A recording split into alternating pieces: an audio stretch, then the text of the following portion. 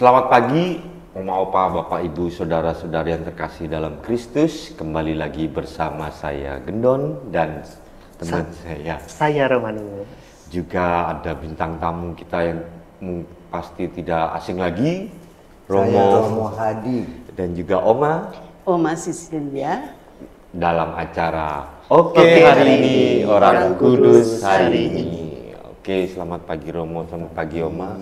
Pagi. Mungkin langsung saja kita membicarakan salah satu santo kembali ya. Iya, Ya, tanggal 27 November 27 ya hari November ini. hari ini. Kita ada seorang santo yang kisahnya akan kita dengar, yaitu Santo Virgilius. Nah, mungkin untuk kisah awalnya atau biografinya kita mau mohon ke Oma. iya untuk menceritakan.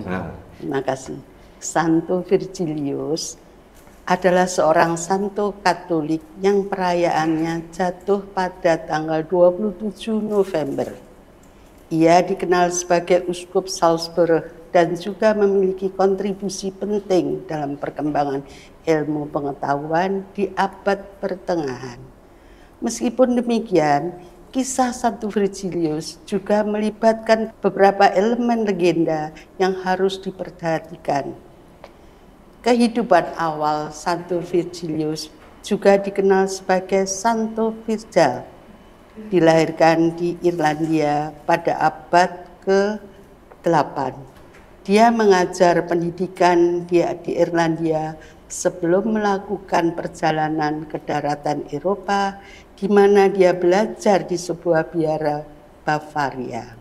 Pelayanan sebagai Uskup Salzburg, Santo Virgilius kemudian ditabiskan sebagai uskup dan diberi tanggung jawab untuk memimpin keuskupan Salzburg di bawah wilayah Austria modern. Dia adalah uskup di Salzburg selama beberapa tahun dan dihormati sebagai pekerja keras dan pelayan gereja yang setia. Itulah yang kami ketahui tentang Santo Virgilius. Iya, terima kasih Oma. Terima kasih Oma Ya, untuk sejarah histori dari Santo biografi. Virgilius. Mungkin dari Romo Hadi bisa menambahkan atau menceritakan. Selamat pagi Opa Oma, para pisawan Orang Kudus hari ini. Hari ini kita memperingati Santo Virgilius. Seorang Irlandia yang pakai kapal laut menyeberang ke daratan Eropa. Sekarang kita kenal Austria. Kata Virgilius itu sebetulnya berasal dari bahasa Latin. Viri, laki-laki. Lalu ditambahkan Virgilius, ini laki-laki yang remaja. Arti kata Virgilius itu remaja, laki-laki yang remaja. Mengapa disebutkan begitu? Tentu orang tua mempunyai harapan. Anak muda biasanya penuh dengan retorika, semangat, energik, ya. Dan memang itu yang terjadi dengan Virgilius. Ya. Dia suka sekali ilmu pengetahuan. Ya. Tapi waktu itu pada abad ke-8 itu pemikirannya dunia itu datar. Jadi sebetulnya rupanya Galileo Galilei belum ada. Ya, jadi pusat kehidupan itu ada di bumi. Dan itu kita membahasnya dari kitab Kejadian. Iya. Ya. Sebetulnya kitab Kejadian itu refleksi manusia atas kehidupan kita, ya, secara moralitas dan juga religius, keagamaan. Berbeda dengan ilmu biologi. Karena kalau kita memperhatikan ilmu biologi, kehadiran bumi ini itu berjuta-juta tahun berproses mengadakan evolusi. Jadi kalau kita berbicara tentang manusia Fir tadi, yang disebut juga dalam bahasa yang Ibrani itu Adam, laki-laki, adalah makhluk ciptaan yang Tuhan berikan kepada dunia. Untuk apa? Untuk menguasai bumi ini. Kayak itu pikirannya dunia itu datar. Kenapa datar? Secara ilmiah, karena orang belum berkeliling, ya, dengan waktu yang berbeda, begitu. Memang Irlandia dengan Austria adalah daerah di atas subtropik toh. Jadi mengalami 4 musim. Tuh. Nah, itu lingkungan yang mempengaruhi mereka. Ya. Nah, lingkungan yang mempengaruhi mereka juga melahirkan ilmu pengetahuan. Ya, di mana misalnya seorang petani dia harus berhitung. Kalau musim dingin rumput-rumput tidak ada. Maka mereka harus selama musim semi itu semua tumbuh-tumbuhan itu dengan gencarnya hidup. Jadi 4 bulan di Eropa itu semua tuh tanaman itu luar biasa berbondong-bondong untuk hidup. Rumput-rumput sama, maka mereka potong, mereka gulung untuk disimpan untuk musim dingin. Ya. Jadi dengan orang-orang yang tinggal di daerah 4 musim ini selalu berpikir matematis. Ya. Bagaimana harus hidup? Bagaimana bertahan hidup? Ya. Maka lalu juga dari 4 musim itu melahirkan banyak hal. Nah, Virgilius salah satunya adalah membicarakan tentang bumi datar. Tetapi inti dari seluruhnya bumi datar itu adalah apa? Seperti dalam kitab Kejadian disebutkan ketika Allah menciptakan manusia, berbeda dengan ciptaan yang makhluk lainnya. Ketika Tuhan menciptakan makhluk lainnya itu, misalnya cahaya, jadilah terang.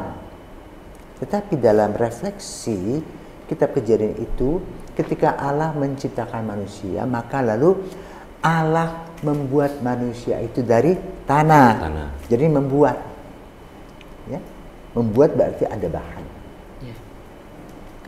Lalu dia meniupkannya dengan nafas dan hidup. Ya. Lalu dia harus beranak cucu, ya, menguasai bumi, memberi nama semua hal, dan menggunakan akal sehatnya untuk mendapatkan segala hal yang diperlukan oleh kita. Pada zaman Santo Virgilius abad ke-8 tidak kenal namanya handphone, telepon pun belum ada. Ya, jadi ilmu pengetahuan itu harus diolah. Pada zaman kita, anak-anak bayi kecil saja, sekarang orang tuanya beri pada mereka itu gadget ya. Sehingga anak-anak yang zaman sekarang kalau diberi sesuatu itu tidak seperti kita. Kalau kita dikasih buku, kita buka satu persatu toh. Kalau ini dia tinggal geser saja, geser. Scroll. Itu zamannya. Ya? Jadi pertumbuhan siensia pengetahuan. Nah, lalu apa yang dibuat sebagai seorang Kristen? Mungkin kita perlu perhatikan sejarah. Ya. Diperkirakan sekitar abad ketiga, ada seorang bernama Patricius, orang Roma, yang pergi mengembara ke Irlandia. Dan di sanalah lahir misi. Ya. Misi, karena itu orang-orang Irlandia banyak namanya Patrick.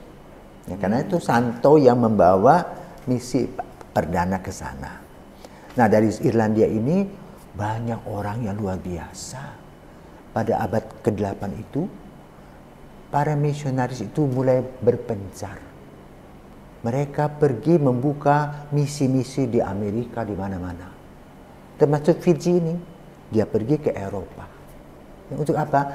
Mewartakan warta yang sama, menu yang sama. Yesus yang wafat, Yesus yang bangkit, Yesus yang menyelamatkan. Tetapi lalu, pada abad ke-8, situasi Salzburg itu mayoritas umat atau penduduknya belum bersekolah. Maka gampang sekali dibohongin. Ya. Seperti misalnya, oh hati-hati lu, jangan sampai ke pohon oak itu ada dewanya di sana. Ya. Dulu sama mereka itu beraliran animisme, dinamisme. Lalu gereja Katolik masuk dan mereka ya tentu ada gesekan-gesekan. Maka Santo Virgilius adalah pahlawan ya, gereja yang berani membuka hati dan dirinya, dan dia mengadakan relasi pendekatan PDKT dengan begitu banyak orang, tokoh-tokoh di sana, sehingga memahami apa sih arti keselamatan. Ya. Maka tadi kembali kepada namanya Virgilius remaja, semangat luar biasa. Tetapi semangat itu dibalut oleh kehadiran dan pewartaan Kristus dalam kehidupan kita sehari-hari. Ya. Inilah yang menjadi kekaguman gereja. Ya. Gereja mengapresiasi bagaimana dalam keseharian penuh dengan tantangan, tetapi dia maju terus di dalam Kristus sebagai sumber kekuatan imannya. Dan apa yang ditanamkan oleh Santo Virgilius itu tumbuh dan berkembang. Ya, karena itu kalau kita perhatikan, ketika abad 19-20 itu banyak misionaris Jerman, Austria itu kemana-mana juga. Dan mereka itu mempunyai sebuah kebiasaan positif, yaitu berani memberi. Bahkan mereka mengumpulkan dana-dana untuk para misionaris yang berada di mana-mana. Dan misalnya dari Salzburg, mereka mengumpulkan kolekte, jadi benefaktor begitu untuk perkembangan misi.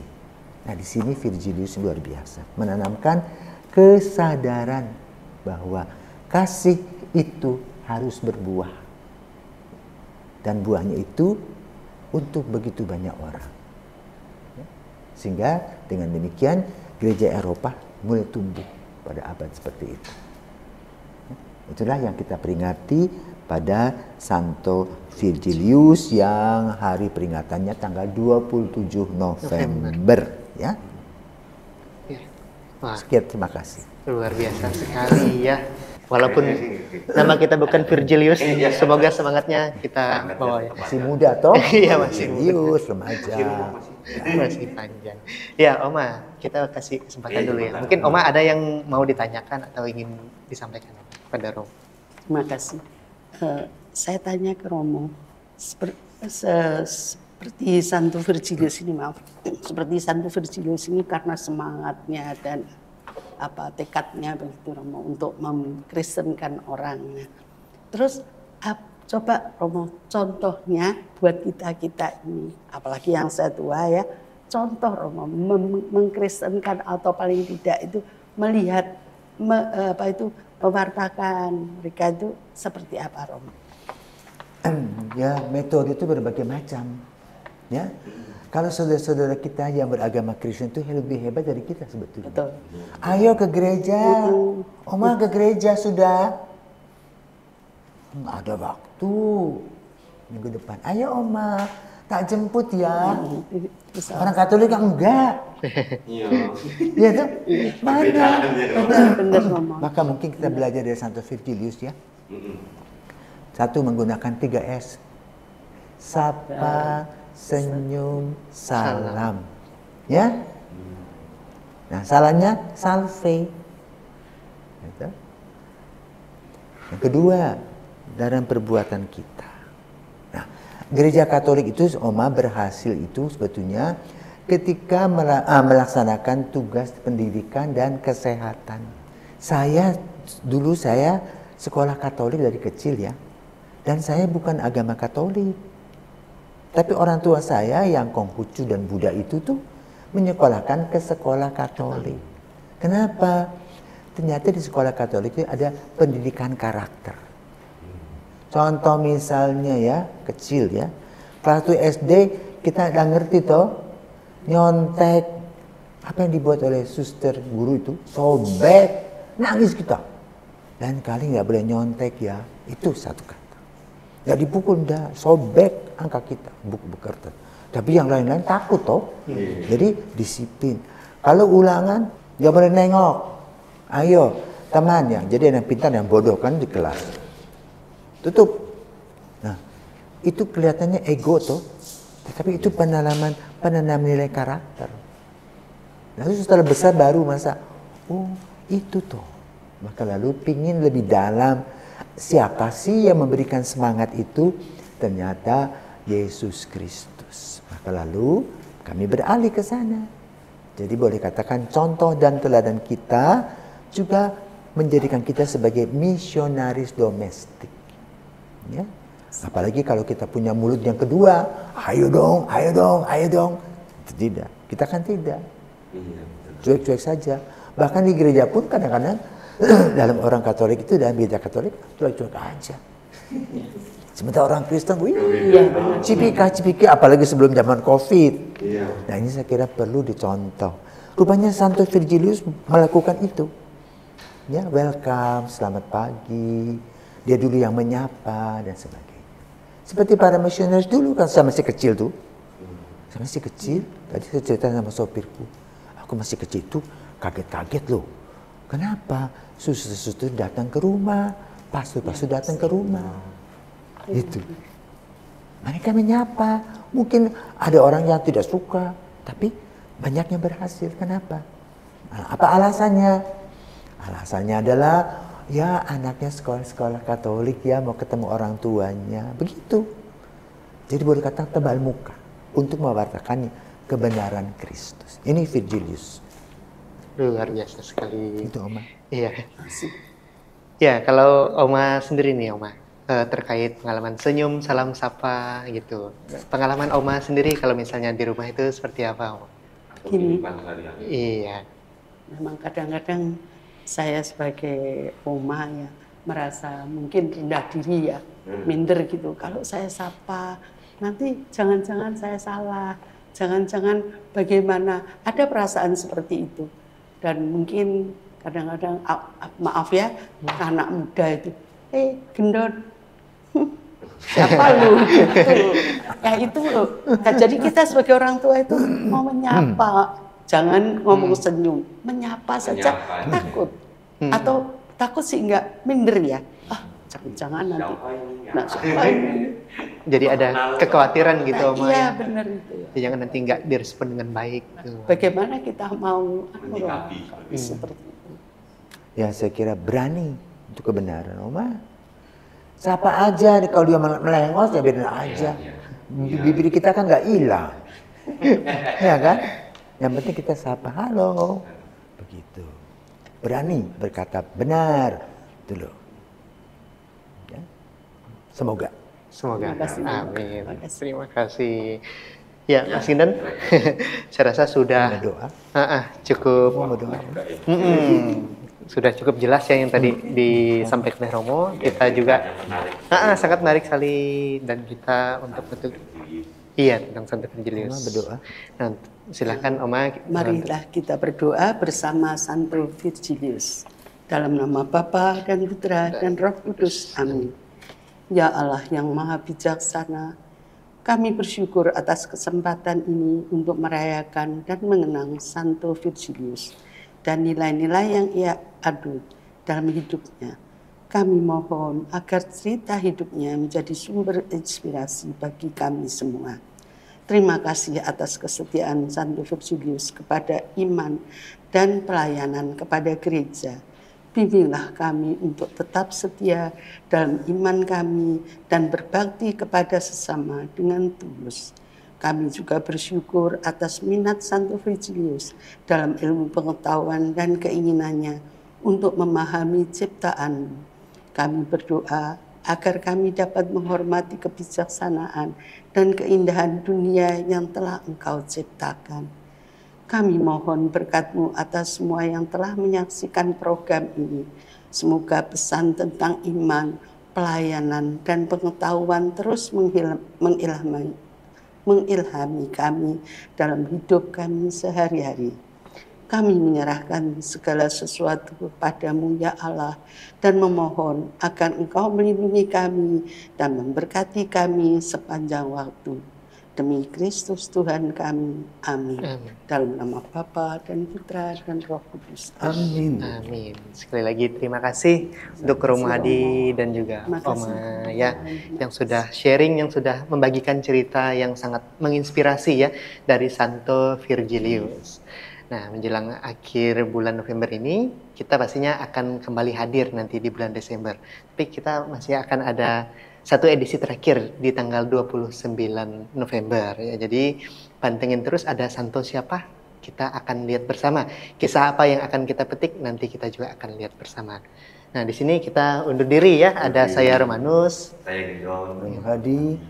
Ya, sekali lagi terima kasih untuk pemirsa di rumah. Kita akan jumpa lagi dalam edisi selanjutnya, pastinya dalam acara Oke hari ini, Orang Kudus hari ini.